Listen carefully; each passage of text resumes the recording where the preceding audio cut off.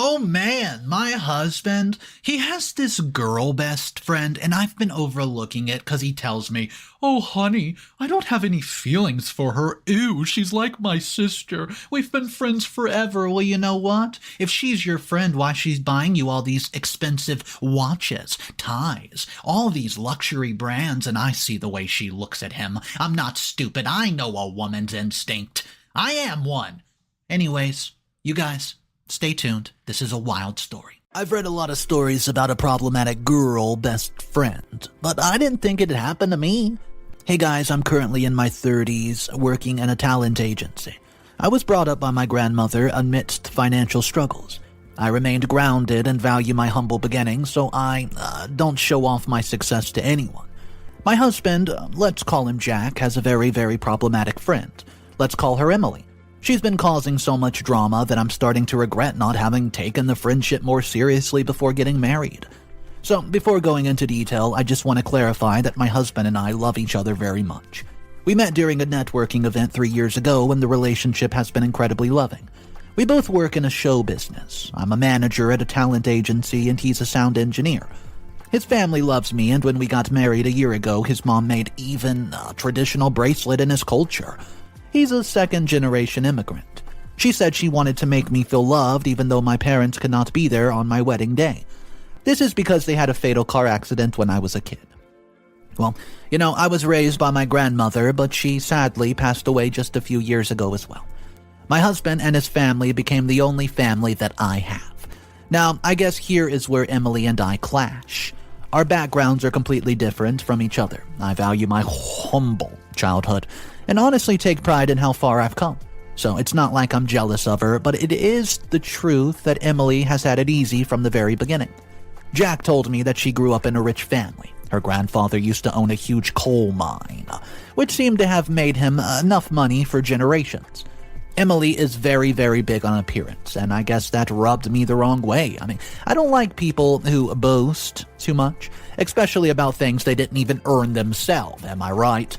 Anyways, we got off on the wrong foot for sure. The tension between me and Emily has been there since our first meeting. Well, Jack said that he wanted to introduce me to his friend group from college, so he arranged a cozy gathering for everyone.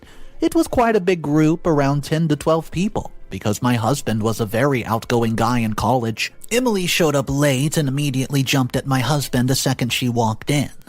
I'm not even exaggerating. She almost managed to wrap her legs around my husband's waist, and of course, Jack took a polite step back. He was still very welcoming to her, though, and I thought that was kind of odd. But I told myself, I'm just overthinking. Maybe she's just that happy to see him, and I heard from Jack that they haven't met since graduation because she did a master's program abroad. So I brushed it off. Still, that whole evening was weird. She was rude to me, suggesting that I didn't understand Jack as much as she did. But everybody was just laughing, trying to play it off as some kind of drunken joke. She later privately told my husband that she didn't like me for him. I found out because I was eavesdropping on him in the bathroom, and I'm not really proud of it. So when I confront him, we got into an argument, and he said that she was just looking out for him, and she'd grown to like me in no time. I felt as though I had to prove myself to her. Even though I didn't like her to begin with, it was frustrating. I didn't expect myself to like all of my husband's friends, but I did expect him to be on my side. I don't know, it felt like he was close to her, and he chose her over me. Anyways, every time she appears in our life, she annoys me. She keeps approaching my husband without any reasonable purpose, like asking him to run errands for her because her car broke down, or borrowing his car for 2 days straight for God knows what. She would drop by from time to time, which is supposed to be sweet, but her sense of humor is tasteless, to say the least. She makes these snide comments, comparing my fashion taste to hers, saying things like, "I'll just have to take you out shopping sometime, huh? I'm not the one who always dresses up with these gorgeous outfits like her, but at least I'm neat and put together." Emily often buys these luxury goods and boasts about her lavish lifestyle, and I just try to ignore her every time. Every time she makes fun of me, I did tell my husband that I don't like her around our house too often, and he said that he's going to take care of it, and I don't know what conversation they have with each other, but she did stop coming over. So I was just at peace for a while. However, guys, things turned ugly. They turned for the worse at Jack's birthday party. This is where things got really, really ugly, and I was about to write this post today. So it was supposed to be a fun gathering with his friends, and we wanted to book the whole floor of our favorite restaurant for ourselves. Emily said that she could help with the booking, even, because she knew that the owner of the restaurant was going to be there, so we just let her handle it. That evening, when we arrived, we found out that it was not booked. We found we would have to squish into an 8 top, even though we were a group of 12. Fine, I was annoyed, for real, but I compromised. Emily showed up late and apologized, saying she was too busy picking out the best present for my husband that she forgot. Everyone else just sort of forgave her, so I didn't say anything. When it was time to open up the gifts, Emily asked Jack if he could open hers last, because it was such a special present. Well, that rubbed me the wrong way, but everybody was sort of tipsy and having fun, so again, I didn't say anything. Jack nodded to Emily, but he could see that I was uneasy. So he opened my present first, saying that it's from the woman he loved the most in the world. I swear I saw Emily's smile freeze right there on her face. Anyways, things got serious when it was Emily's turn. Yeah, she brought him such an expensive fancy watch, limited edition, personalized, and not that many people have access to it, so I'm pretty sure it must have cost a fortune. Well, it was something that I knew he wanted because he would talk about saving up for it for months. Jack was very happy with it. As soon as he opened the gift wrap, he practically jumped on the table. He gave Emily a big hug, and everyone was cheering for them. I was extremely uncomfortable at this point, and I felt like I was left out even though I was his wife. I organized a whole party for him, and he tried to show his appreciation for my gift, but it felt a bit forced compared to how happy he was when he received Emily's. I gave him a handmade scarf, which is the same style as the one he gave me on our first date. It didn't come from a luxury brand, but both Jack and I knew that I made it with so much love. Plus, now we have a cute pair of couple scarves. Anyways, when Jack saw how uncomfortable I was, he tried to comfort me. He put the scarf I gave him on, telling me how happy he was that I put the party together for him. Emily laughed out loud when she saw the scarf sitting on my husband's shoulder, and I was really taken back.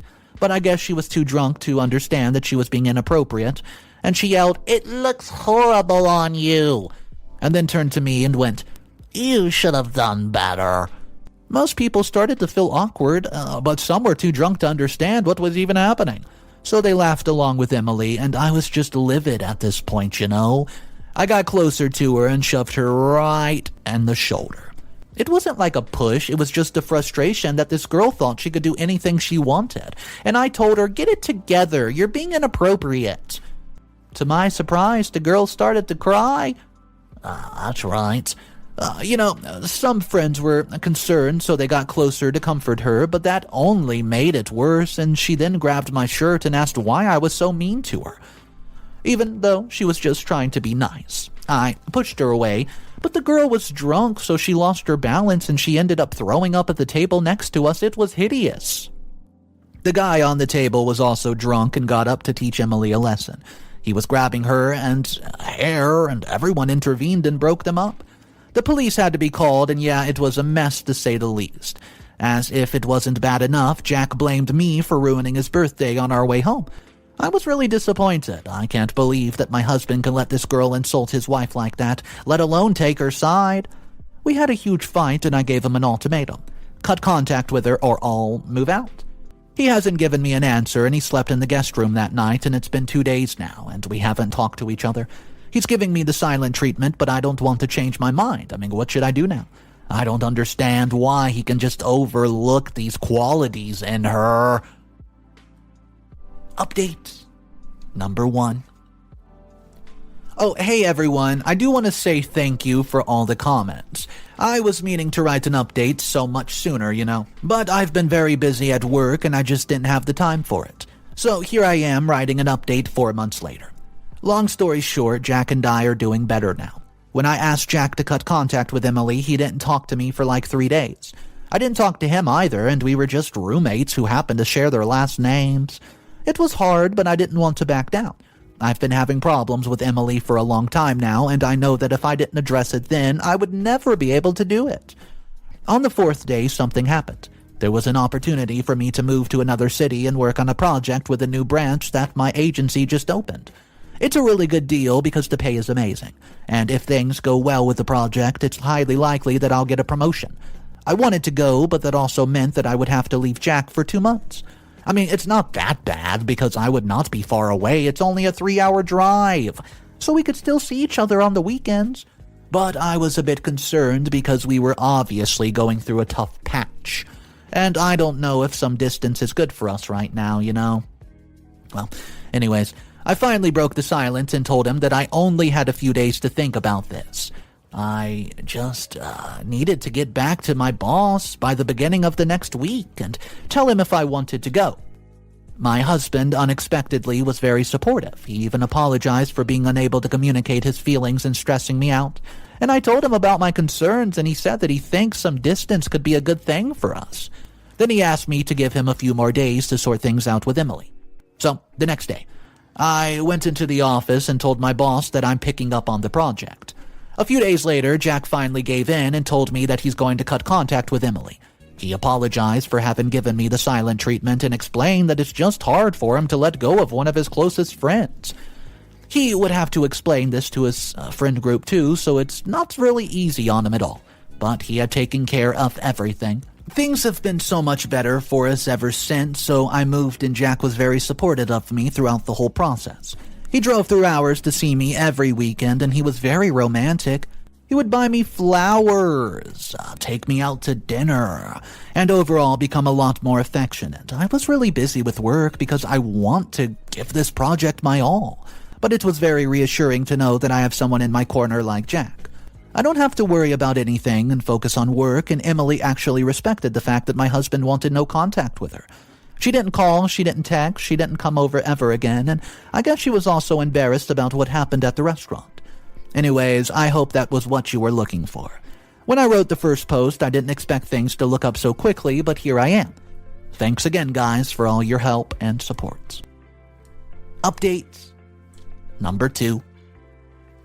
Hello, everyone. I really thought my last update would be my last, but a lot of things happened in the last few months, and I realized that I've gotten myself into a huge mess, and I need your help.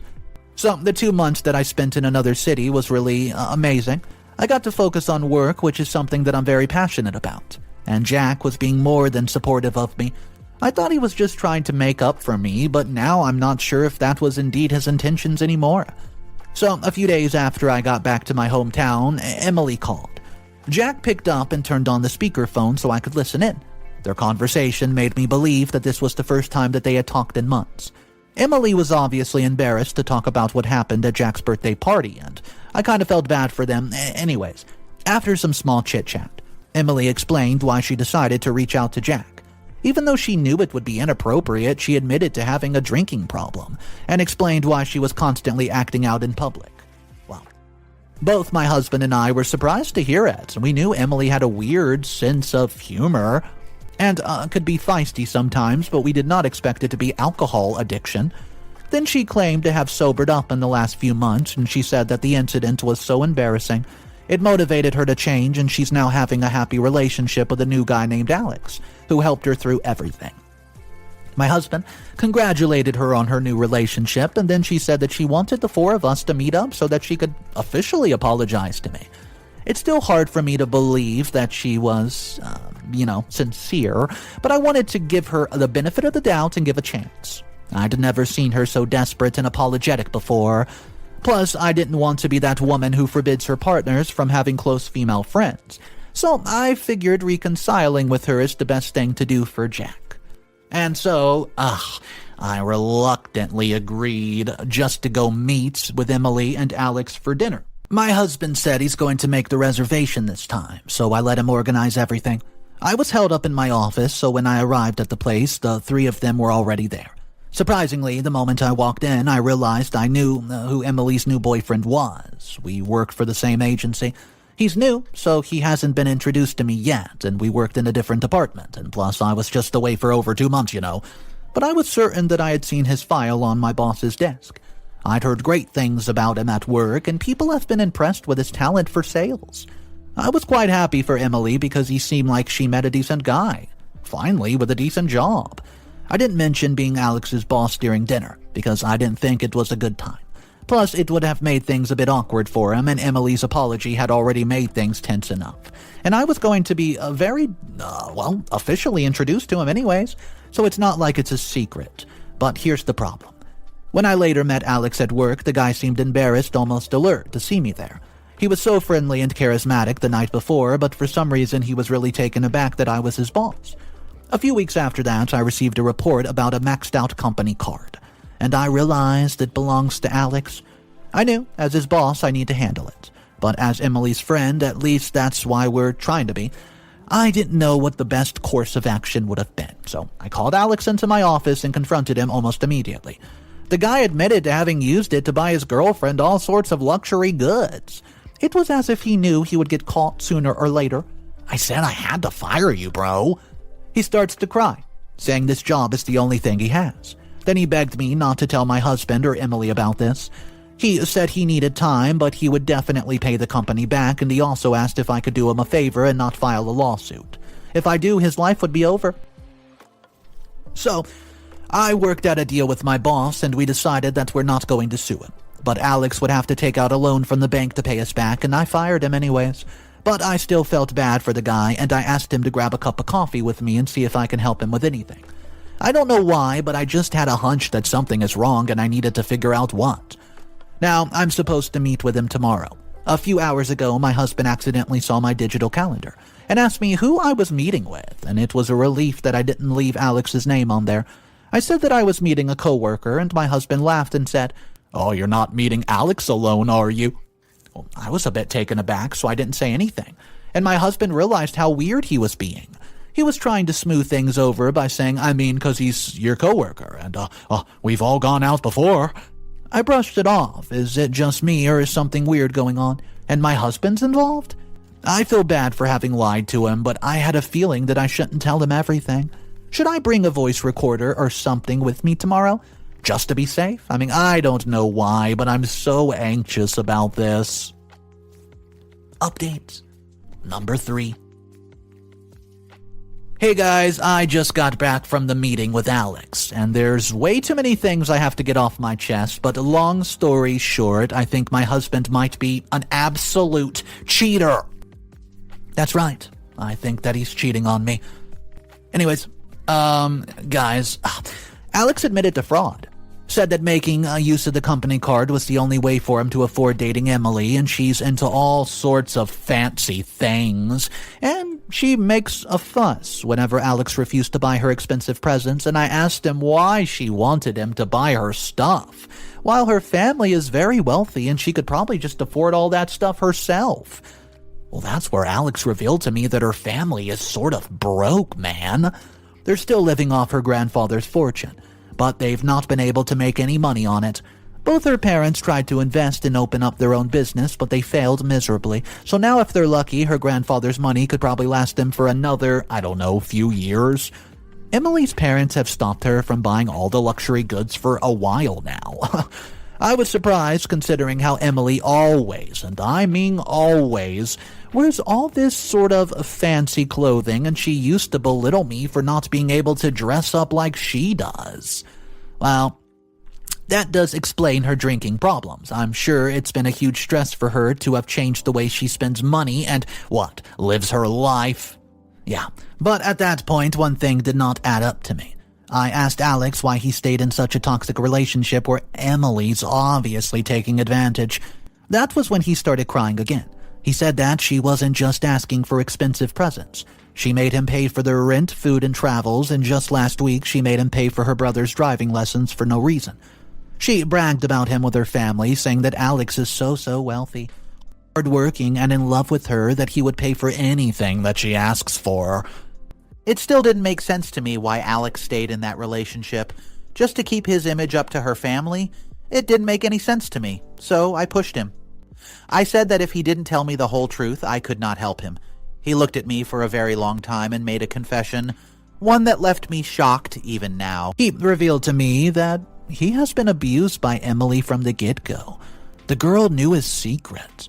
He's into guys and girls. He's dated men before, so she was threatening to tell his Catholic parents about it. If he doesn't want that to happen, he has to provide for her, so basically he's stuck with a loveless relationship and doesn't know how to get out without ruining his relationship with his family. As we're talking, Alex's phone suddenly rang. Emily called him, but he didn't pick up. He was afraid that she might find out about the meeting with me, and it rang for a while and then it just stopped. Then Emily texted him, and I told him to open the text right in front of me, and she sent him a luxury tie, asking him to pay for it. Well, that really proves to me that his story is truthful. However, I found it really weird that the tie she sent him is a man's tie. I checked multiple times from multiple sources, and I'm pretty sure that the tie was the size for men. That's when I came up with a theory. It's scary, but it makes sense. Maybe Emily's still buying my husband luxury stuff, and I just have a hunch that something fishy's going on between them. I mean, what should I do now? Part of me wants to believe my husband, but part of me knows that something is wrong and I need to find out what. I don't want to ruin my marriage, but what if my husband has been lying to me all along? Updates. Number 4. Hello, everyone. So it's been a week since I last posted, and I found out about a few things in the last week, which really confirmed my suspicions. My husband is at least cheating on me emotionally with Emily, and it's been really tough on me, and I feel like I don't even have time or the energy to really process it. There's so much for me to do, and I don't mean work. I still don't know if my husband and Emily are having a relationship, but I intended to find out. Anywho, I think I'll need to explain how I've come to the conclusion that my husband is a cheater. Long story short, I told Alex that I could not help with his debt, but we can do something about Emily. I figured, if she was financially abusing him, the least I could do is help him get out of the terrible situation. So I asked him for all the receipts and investigated the luxury goods he bought for Emily. I realized half of them are for men. Obviously, Alex was too busy to realize he was purchasing men's wear, and I'm pretty sure Emily would not have made such an amateur mistake. If she wants something, she's going to order it in the exact size and color that suits her the most. So the only answer that makes sense is that she brought the stuff for someone else, a man. I checked the sizes and they're all my husband's size, and at this point my gut feeling was already telling me that something was going seriously wrong. I waited until my husband left for work to drive back home and dig into all his belongings. That's where I found everything. Yep, I found absolutely everything. I found the luxury clothing, the ties, the accessories hidden in his drawer. They matched the list Alex gave me to the T. It turns out Emily's been buying things for him all along, and he's been receiving the gifts from her. Even during the time when he told me that they went no contact, it was quite a shock to me. I couldn't believe my husband would lie to me like that, you know.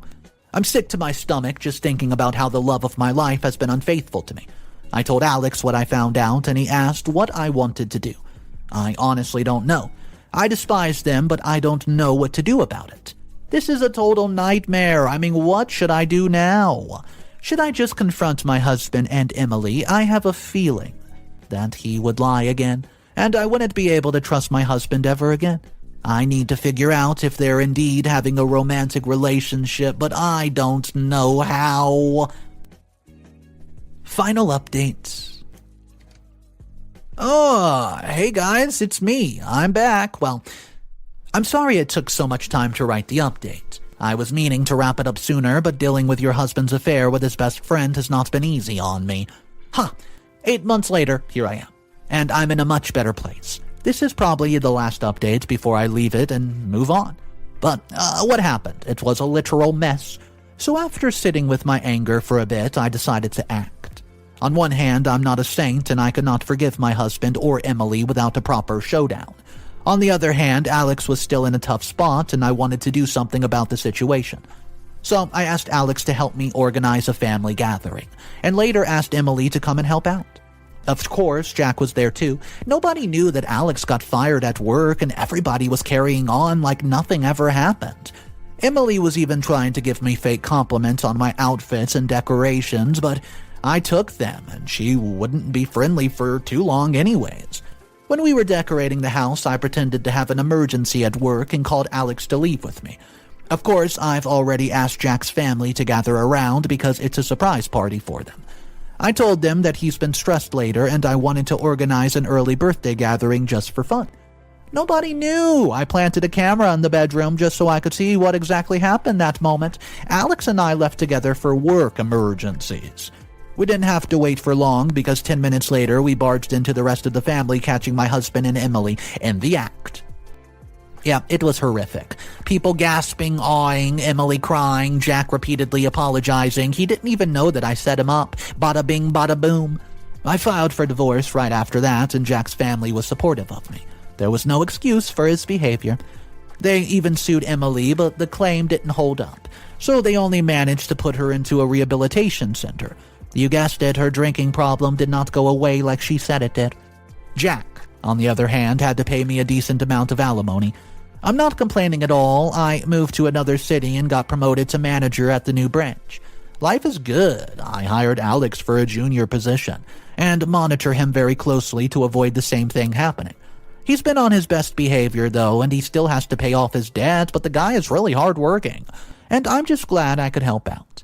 I guess we can now finally move on from the mess that Jack and Emily put us through.